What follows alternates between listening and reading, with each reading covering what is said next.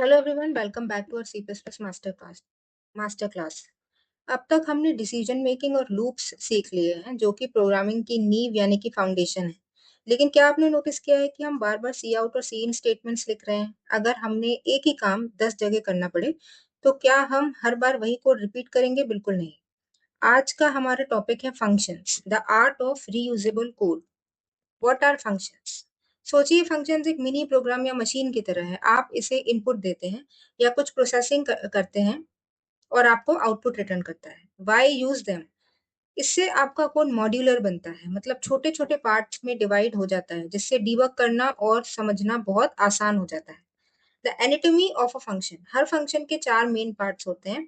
पहला है return type. Function क्या रिजल्ट करेगा? फॉर एग्जाम्पल रिटर्न करेगा, for example int, void, string. Number two है फंक्शन नेम। आप फंक्शन को क्या नाम देंगे? Make it descriptive.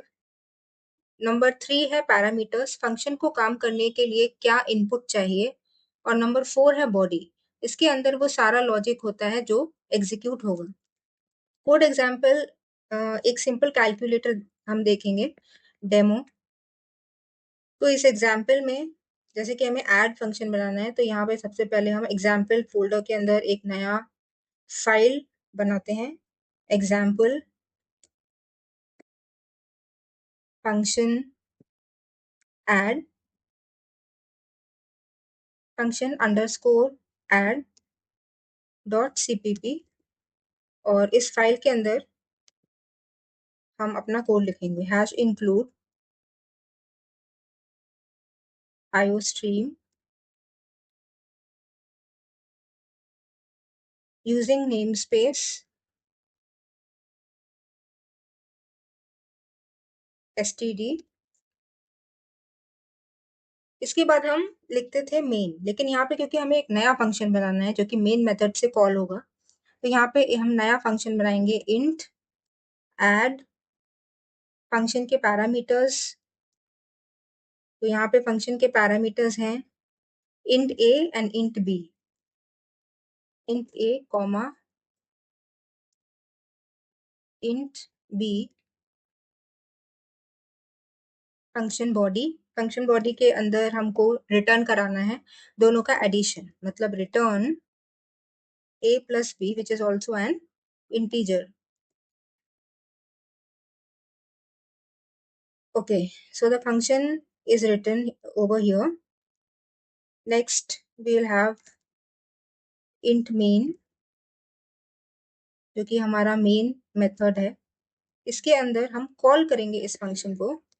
कॉल करने के लिए हमें एक वेरिएबल डिफाइन करना पड़ेगा इंट डेटा टाइप का। int sum is equal to add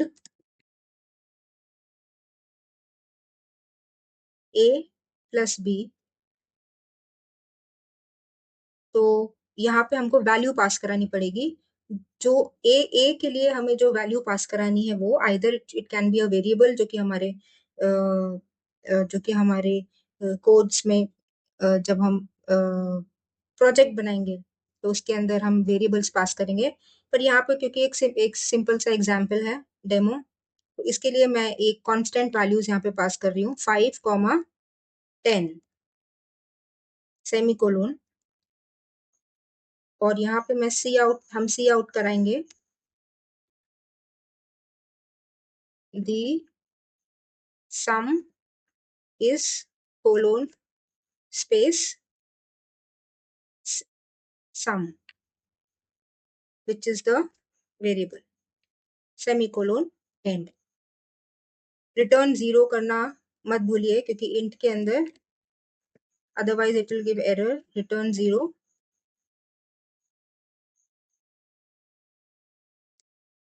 okay, तो ये है हमारा कोड। इसको हम कंपाइल करेंगे और एग्जीक्यूट करेंगे।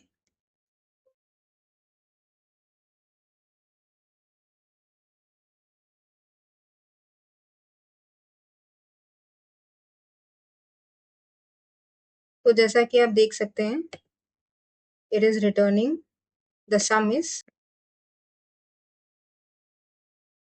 अब further explanation is int add int A int B. ये हमारा फंक्शन है, ये हमारा ब्लूप्रिंट है।